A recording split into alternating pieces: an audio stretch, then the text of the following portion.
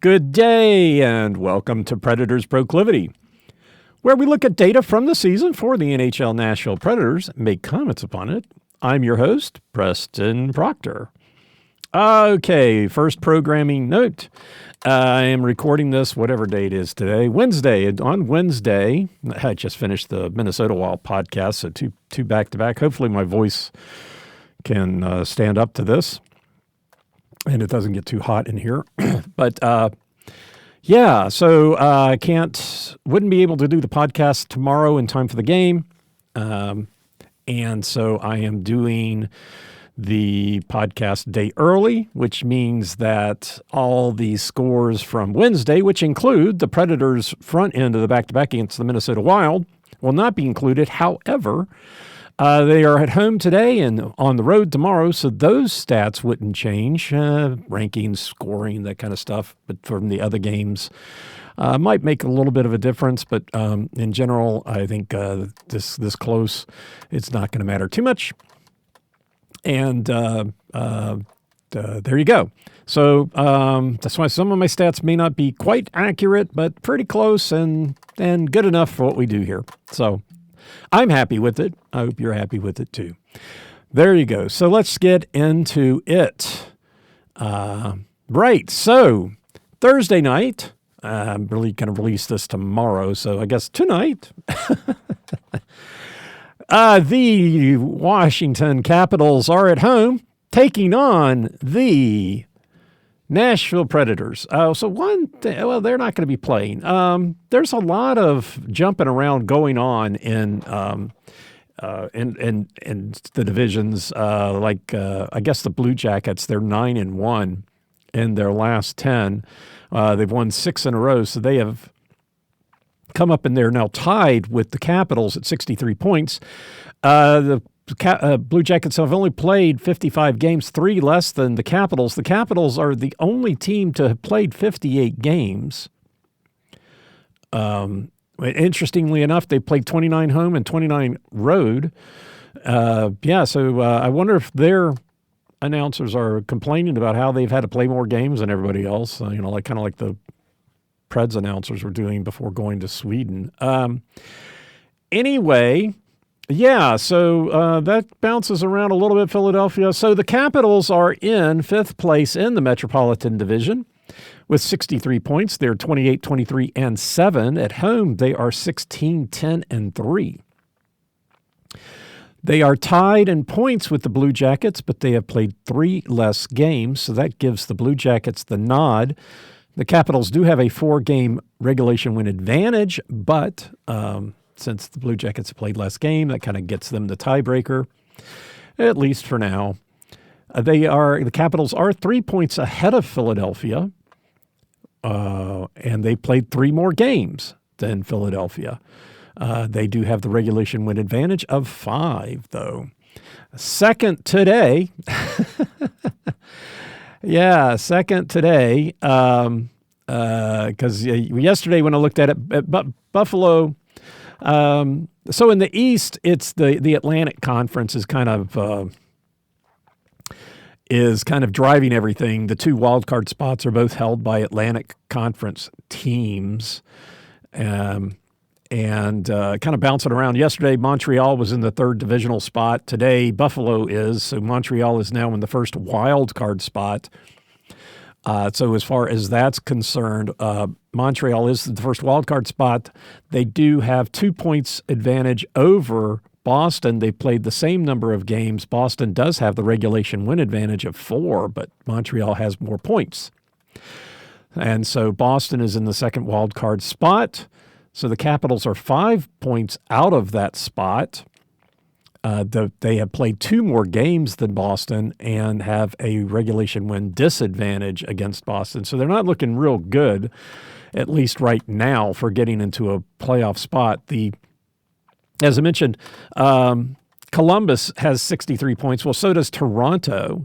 So in the East, you've got 3 teams at 63 points, which is the closest thing to the 2nd wildcard spot. So there's a 5-point differential in the East for the wild card spots. Like I said, they're both Atlantic divisional teams, the Atlantic Division is fairly close, 76 for the Lightning, 72 for Detroit, 70 for Buffalo. A little bit more differentiation between the top and the second place team in the Metropolitan Carolina at 76, and then 68 to Pittsburgh, 67 to the Islanders. So yeah, a little bit more spread there, and but yeah, so the Atlantic Conference kind of driving that. And then keeping on, this is a one-game homestand for Washington, and they have their pause. They did play Tuesday night, so they played Tuesday night, Thursday night, so they are not, I forgot to go over the back-to-back stuff. But we'll hit back-to-back today, but if I remember. So, yeah, the pause. And so then this is the second of two versus Nashville. They're 0-1 in 0-1 against Nashville, having lost 2-3 in Nashville back earlier in January. I guess it's February now, so January 11th. Last year, Washington did sweep the series, so hopefully it just reverses this year. Nashville does. Notable personnel changes. Not good to be a goaltender for Washington. Number 48 goaltender Logan Thompson, day-to-day expected back on the 5th, so could be back for the game. And number 79 goaltender Charlie Lindgren, week-to-week, not expected back till after the pause, the 25th. Also out, number 24 center Connor McMichael, week-to-week, expected back on the 25th. And just like he was out earlier in when we played, number 80 left wing Pierre-Luc Dubois.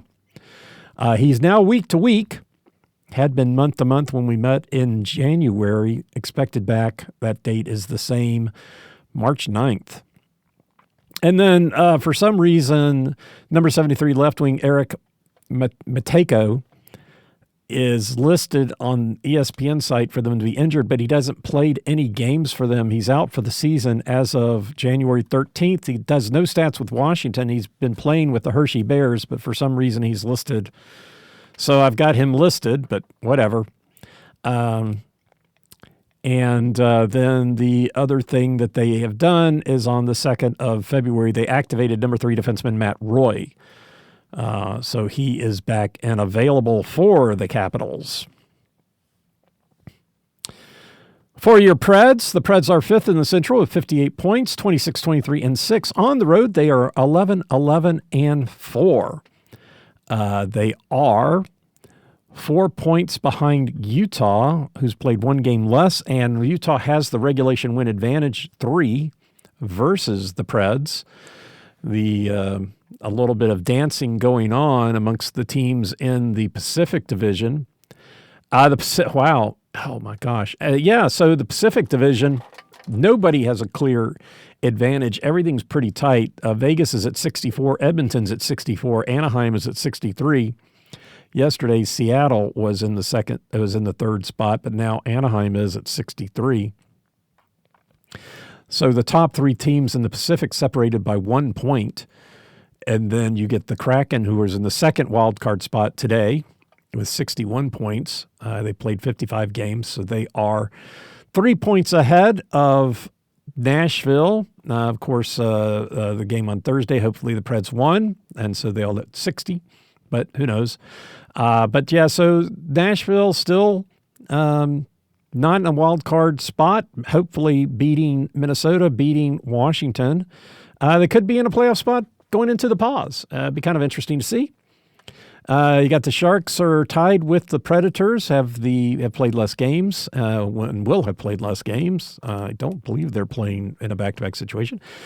But they could be. Who knows? And who cares? And then you've got L.A., who's 1 point out. So there's a number of teams in the hunt for the wild card spots, and most of them are Pacific Division teams. So there's a big differential between the Preds and Chicago, which is the next team in the Central and in the Western Conference, 5 points. Preds are up 5 points on them. They played one less game, have a 2-game regulation advantage over them. Winnipeg and Chicago have been kind of swapping back and forth. but there's still a pretty decent gap there. So, as far as just as the standings go, there's you got the Vancouvers in the bottom with 42, St. Louis at 49, then Calgary at 50, Winnipeg at 52. So it's looking, like this pause might be coming at a good time, the trade deadline. There's going to be some decisions being made over this pause, and, people are going to decide what they're, if they're going to be trying to make their team better for this year or next year. And a lot of that is going to be going on. As far as the Preds go, Nicholas Hague is still out. Nick Blankenberg has been activated, and Andreas Englund has been sent to Milwaukee. So those are all the same things as yesterday's podcast because it is still yesterday. And there you go. So, what I could use, I guess what I could have used is a quantum energy square. You can get the variety pack. They have a variety 8-pack, but I like the variety 12-pack because you get all of them. Did check with them, as I said in yesterday's podcast. When I got the variety 12-pack, it came with only 5 flavors, but that's because they said they were lacking. The caramel almond sea salt was low in stock, and that is no longer the case. Now all 6 flavors are included in your 12 variety in your variety 12-pack, but they do have 3 different 12-packs. You can get the variety 12-pack with all the flavors. You can get 2. They have 2 other variety packs that come with 3 that are different 3s. Chicago chocolate fix and sweet and salty variety. So both of those are also 12 packs, and you get 4 of those. So that's $28, free shipping at $35, and Preds Pro gets you 25% off.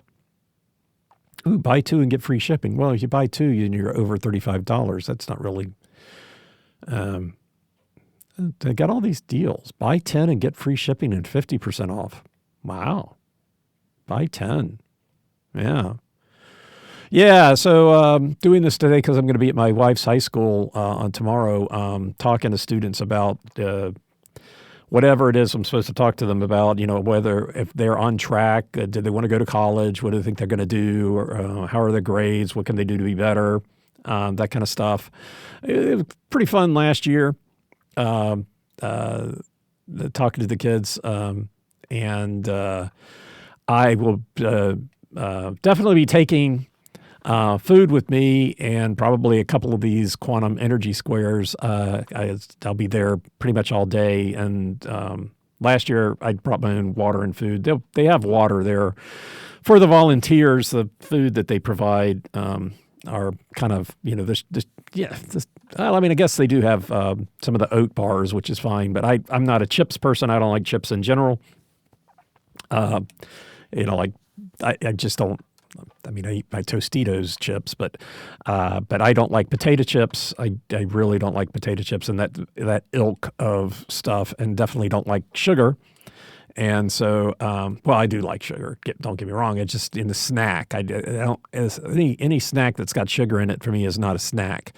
So I will probably have my quantum energy bars with me.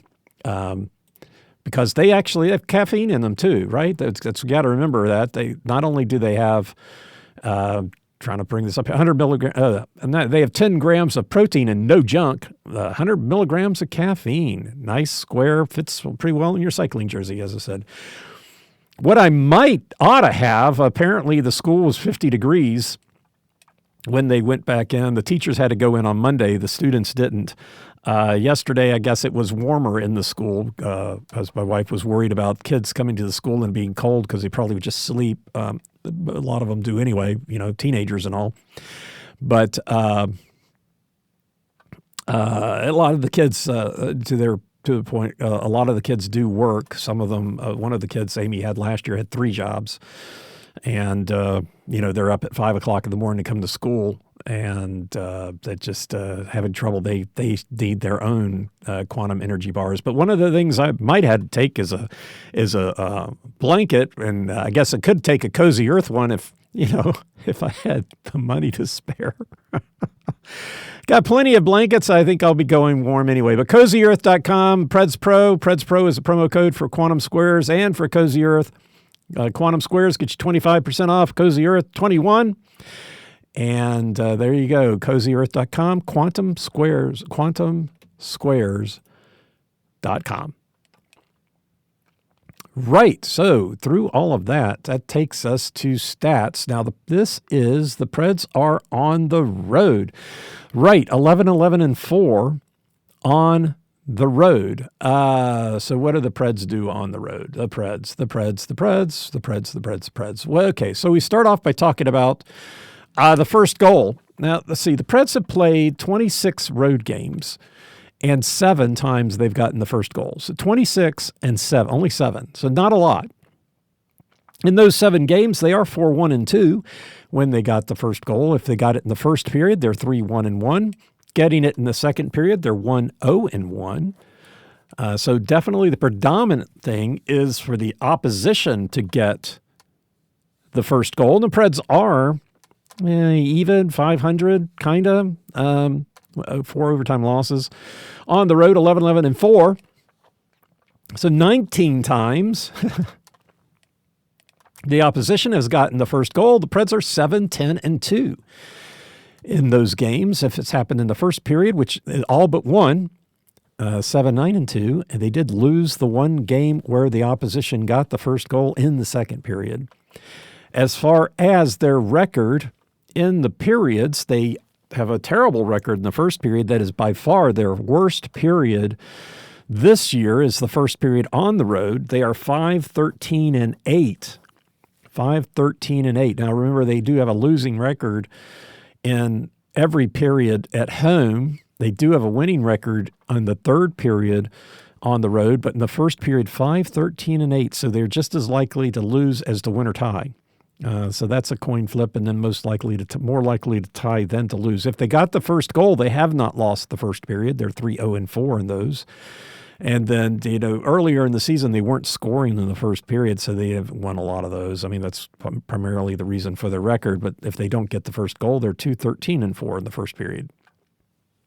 The second period, the Preds are a lot better. 8-9-9. Thank goodness they're not worse. 8-9-9 in the second period, getting the first goal. They're now 4-3, 4-3-0. And then if they didn't get the first goal, not too bad in the second period. 4-6-9, more likely to tie. Moving to the third period, the Preds are 10-7-9. They are a third period team on the road.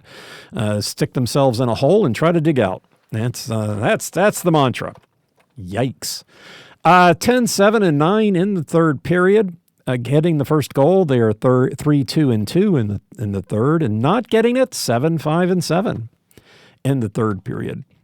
And moving on to how that breaks down for wins and losses, which is that's what I like to win. And so the 5 times the Preds have won the first period, they're 3-2. Which is at least a winning record. Losing the first period 13 times, 2-11. It's not very good.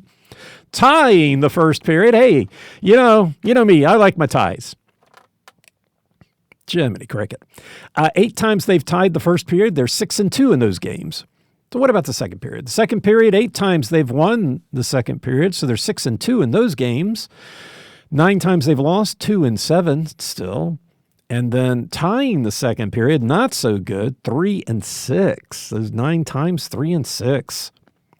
Moving to the third period, 10 times they've won it. They're 6-4 in those games. Losing the third period, they have not won yet, 0-7. And tying, 5-4. So tying again, not the best.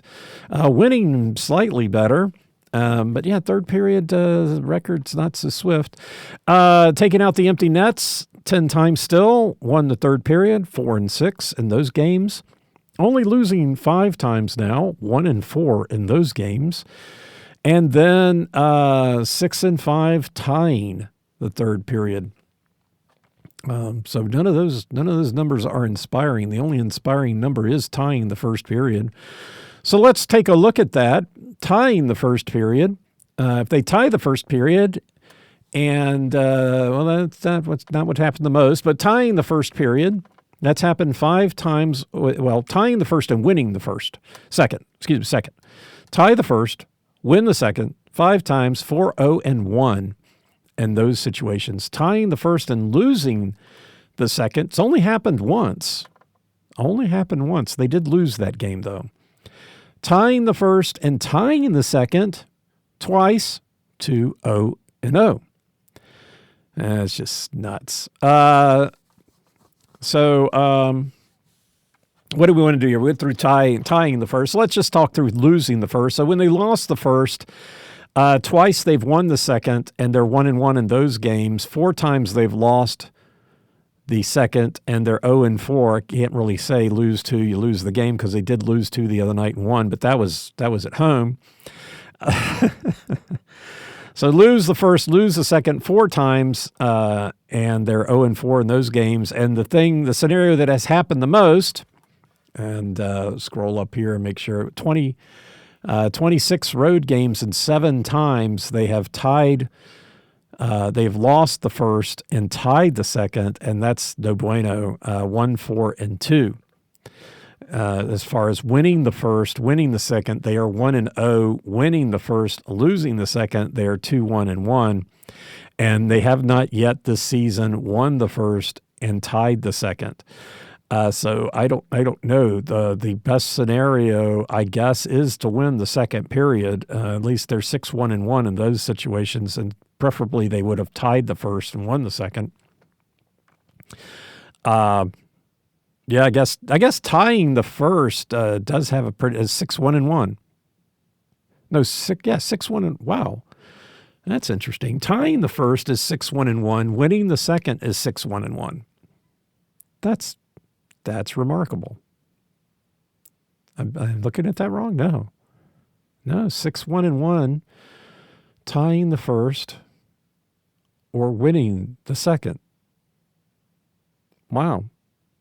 Yeah, so tie the first, win the second. Just a quick glance up here on the combinatorics between the second and third period, see if anything stands out. Winning the second, tying the third. 4 times, they're 4-0-0. Tying the second, winning the third, 5 times, 3-0-2. Winning the second, the only problem, winning the third, the only problem is losing the second, 1-2. Losing the third period does not have a win in it, regardless of what happened in the second period. And so definitely winning the second period is good, and winning the second period, win the second period, tie the first, tie the third. So definitely winning the second period is the best situation there. So all of that takes us to the winning goal. The winning goal. Right. Winning goal. Preds are on the road. Okay. So on the road, the winning goal has been scored 9 times in the third period. So that's 35%, 9 out of 26. Next up is the second period with 7. And then overtime is 6. So 3 periods there, fairly close together, 9, 7, and 6. The first period has 4 and shootout has 0. So, I love that overtime 6 stuff. Crazy. When the Preds win, 55% of the time, finally have a percentage over half. Preds winning on the road 6 times in the third period, twice in overtime, twice in second, once in the first, and haven't gone to a shootout on the road. The opposition, though, is it's really even. It's really even through all the periods, first, second, third, and overtime. 5 in the second, 4 in overtime, 3 in the first and third. So very evenly spread there. Home team. Preds are home team. So when the road team wins, The road team wins. Okay. Yeah, I'm looking up at the Preds. Preds on the road, Preds on the road. Okay, anyway. So overall for the Preds, when on the in their games, 30 times the home team has won. 33% of the time they got the winning goal in the third period. 7 times in the second, 6 in overtime, 4 in the first, and 3 in a shootout. So that is the home team winning. That's 33%. So which is interesting because when the Preds lose on the road, the winning goal 5 times in the third period, 5 times in the second period. Maybe I need to do some math here and break that out because I've got the data on the Preds winning on the road, losing on the road, and the home team, road team winning. But yeah, anyway, road team winning 25 times in the Preds game, 10 times in the third period, so 40%. Preds winning third period is their predominant. So yeah, that would be interesting to know if don't I have that? I have that. That go up. The road team wins, Preds lose at home. So I have that. I've got all those numbers, they're just not next to each other. Anyway, so the road team winning, again, 40% of the time, getting the winning goal in the third period with 10. Next up is the second period with 8, and then 4 in overtime and 3 in the first. So the second and third period, the main times when the road team is going to, 72% is going to score the winning goal. And yeah, the home team winning is, 6 in overtime, 7 in the second period, 10. That's pretty close. And so what about goal scoring? Right. And so the goal scoring, the Preds are being outscored in the first period by 16. 19-35 on the road. When even in the games that they win, they only have a 1 goal advantage. 14-13. Games that they lose, it's 4-1 to the opposition. They've only scored 5 goals in the first period in the games that they've lost, and what that would be 15 games, counting the 4 overtime losses. So in 15 games, they only scored 5 goals. The opposition scored 22. So that's, and then 14-13 in the games that they've won, which is 11. So I don't know. I guess you got to pull for the tie. That's why you pull for the tie in the first period. Yeah. The second period is a little closer, 20-23. So the Preds are outscored by 3 in the second period. When the Preds win, they've outscored their opposition 13-6 in those 11 games. And then they've been outscored 7-17 in the second period. So that's in those 15 games, I guess. The third period, the Preds actually have a goal scoring advantage. It's the only scenario, only period that they have a goal scoring advantage, home or away. Or overall even, because I guess overall the third period it's 65-65. But they have an advantage on the road in the third period, 35-31. They're outscoring their opponents by 11 in the 11 games that they won, 18-7, and they've been outscored by 7, 24-17, in the games that they lost. Looking at taking out the empty net goals, the Preds actually do have an advantage still, 29-25 in the third period, an advantage of 5 goals, 12-7 in the games the 11 games that they won, and in the 15 games that they lost, taking out the empty nets, it's almost even, 17-18. So there you go. So that's goal scoring, which takes us to matchups. All right. So this game, the Preds are on the road. They're on the road. So we're talking about goal scoring when the Preds are on the road. And let's see, the Capitals have played 29 games. Only 8 teams have played more. 2 have played the same, and 21 have played less. Again, that's why we kind of look at the goal scoring per game. The Capitals for road teams are 12th in the league with a scoring of 3.28 goals for. League average is 3.01. In the first period, that's not when they're getting it. Oh, my gosh. If the Preds are bad in the first period and on the road and the Caps are bad at home, 0.59. 30th in the league, 0.86. How is this possible? The Preds have scored more goals in the first period than the Capitals. Just overall, they played 3 less games. Capitals have played 29 home games. The Preds have played 26 road games. And the Preds have scored 19 goals to 17. Wow. The first period of this game might just be, they just might skate around and look at each other. Wow. Okay. But the second period, there's a turnaround. So they're 9th in the league. The Capitals are at home, 1.24. 1.24 with a league average of 0.99. And then they 3rd in the league in the third period, 1.34 goals for. League average home team. They're the home team. Home team, 1.06.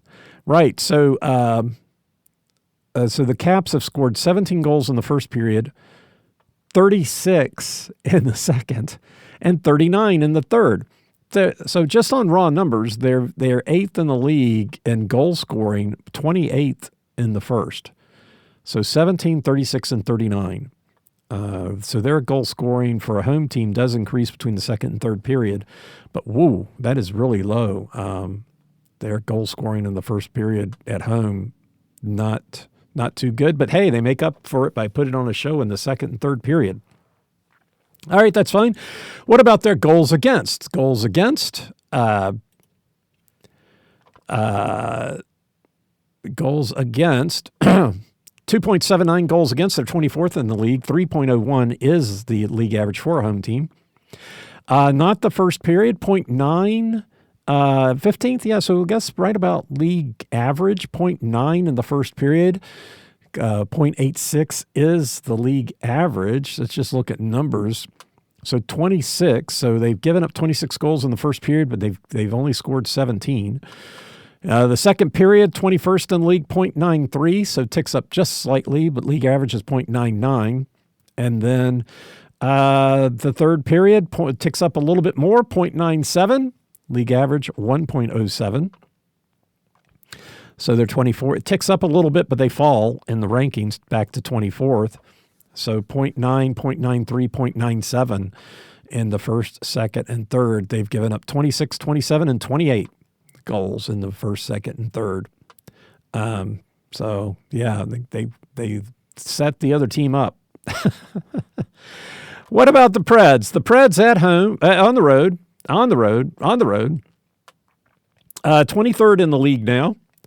2.92 goals for. League average is 3.01. 27th in the first, 0.73. League average 0.86. 30th in the second period, even though they've scored more goals, 0.77. League average 0.99. And then they are second in the league in goal scoring, 1.35. League average 1.07. Yeah, that's interesting. In the third period at home, the Capitals are scoring 1.34. The Preds on the road 1.35. So the first period and the third period should be completely different. I guess we'll see how that works out. Goals against, the Preds are 4th in the league in giving up goals, 3.58 goals a game. League average 3.14. Tops in giving up goals in the first period, 1.35, which should be interesting since Capitals don't seem to score in the first and the Preds give up. Do they give up? They give up more goals in the first than they have the second or third. 35 in the first, 23 in the second, 31 in the first period. So the first period should be kind of interesting. So that's the Preds in the first period. The second period, they're one of the bottom teams, 29th in the league in giving up goals, 0.88 per game, league average 1.10. So that's good for the Preds. And then pops back up to 10th, 1.19, with league average of 1.07. for road teams. So the third period, third period the first and third period should be really interesting. The Caps don't score in the first. The Preds give up a lot in the first. And then both teams score a lot in the third. The Preds give them up, and not so much for Washington. So the second period should be strength on strength. The first period will be weakness on weakness, with the Preds giving up a lot of goals and Caps not scoring. But the second period will be strength on strength. The Capitals score a lot in the second period, and then the Preds don't give up a lot. So that should be quite the contest. The third period should just be goal scoring. Feel sorry for the goaltenders in the third period of this game. As far as special teams go, let's take a look at that. Yes, special teams. So the Preds are on the road. Let's see. The Capitals' penalty kill is 15th in the league for home teams, 80.8%, 15 goals against on 78 opportunities. They have not scored a shorthanded goal. Time shorthanded per game played, 19th. So not, league average, I guess. Goals against per games played ticks down to 21, so that goes in the right direction for them.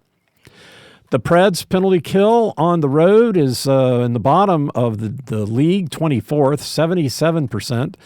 17 goals against on 74 opportunities, so they've given up 2 more goals on 4 less opportunities, but they have scored 2 shorthanded goals.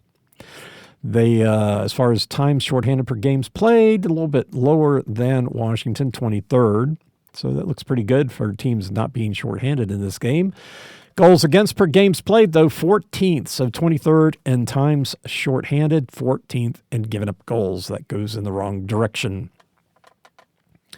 For the power play, the Capitals are the worst team in the NHL on the road, 32nd, 11%, 9 goals for on 82 opportunities. They've given up 5 shorthanded goals. They've given up 5 shorthanded goals, and they still tick up to 31st in the league. I guess for home team, 5 is the most. How does that work? I don't know. Somebody else must have less opportunities and more the same shorthanded goals. I don't know. They take up from 32nd to 34st for the net. Times power play, 27th in the league. So per game, not getting a lot of power plays, and goals for 32nd. I guess that explains all of that. So their power play at home, not very good. But they don't get it a lot. So it looks like the Caps games don't have a lot of penalties in them. 19th shorthanded, 27th power play. What about the Preds? The Preds are 12th. That's pretty good, I guess. Power play on the road, 22.4%, 17 goals on 76 opportunities. So they've almost got double the number of goals on 6 less opportunities. Have not given up a shorthanded goal. So they jump up to 9th in their net ranking. Power play per games played, 12th, so maybe a little bit more than league average, and 11th goals for per games played. So 12th in opportunities and 11th in goal scoring. So that's pretty good. So yeah, power play for the Preds, pretty good. Penalty kill, not so much. The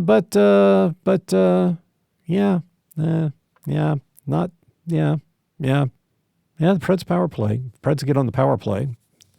Pretty good opportunity. I don't know what the Caps are doing. If Caps, maybe they trip over themselves.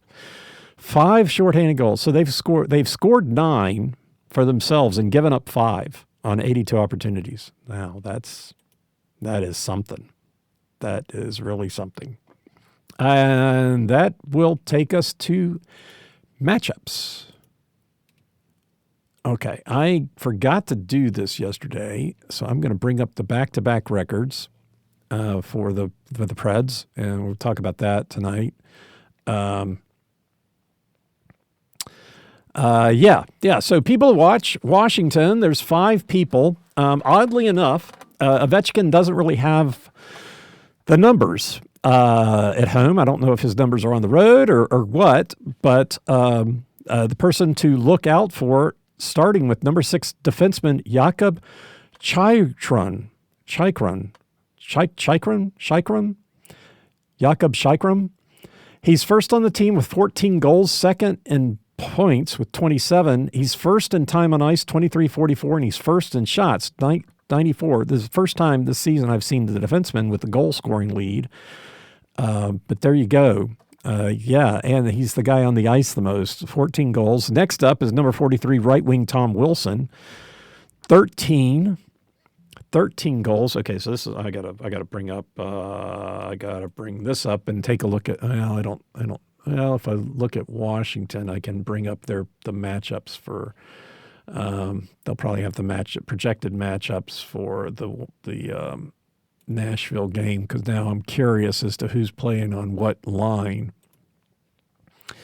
And, we'll go from there.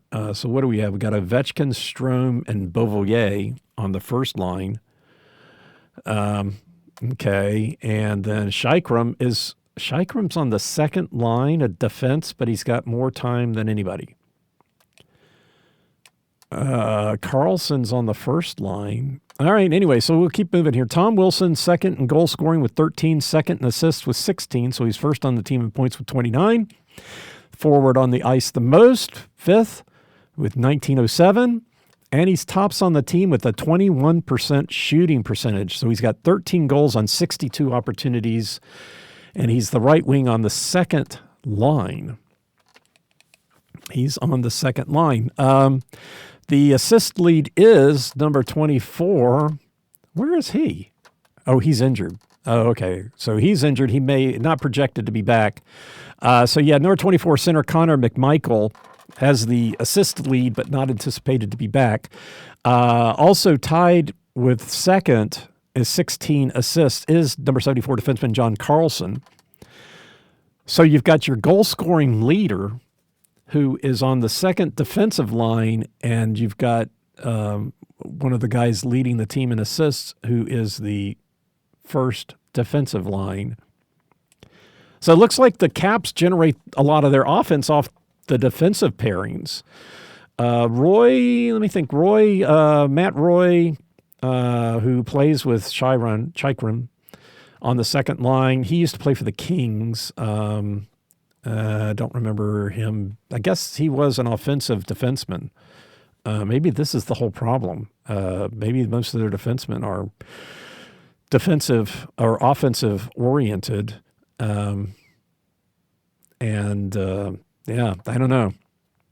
don't know. And then Ovechkin is his only stat that I've got. Number 8 left wing Alex Ovechkin. He's second on the team in shots with 77. So I don't go past 2 unless they've got other stats. So he could be third in everything, and it just didn't show up. I was just kind of surprised. The goal scoring lead by the defenseman is got me scratching my head here, and especially seeing he's on the second defensive pair. Not what I expected. So the defenseman on the first, and he's got the most ice time. I would have expected him to be on the first pairing. I don't know. I wonder how that doesn't seem right. This projected lineup doesn't. It's confusing me. Anyway, so on the road, it's we only have one change from like home.